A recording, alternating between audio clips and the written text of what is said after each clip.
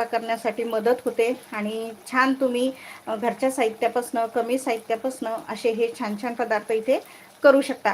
कालसुद्धा आपण छान अशी हिरव्या वाटांमधली उडदाची डाळ केलेली होती आणि अगदी गावाकडं ज्या पद्धतीने ती उडदाची डाळ करतात त्याचप्रमाणे मी तुम्हाला करून दाखवलेली होती. खूप सुंदर अशी ती डाळ झालेली आहे.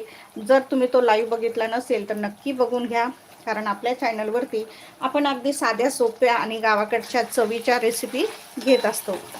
तर बघा आता इथं बटाटा जो आहे तो सुद्धा तेलामध्ये मस्तपैकी असा आपण याला तळून घेतोय, म्हणजे छान तो सॉफ्ट होईल. आता मी हा मसाला मिक्सरला फिरवून घेते.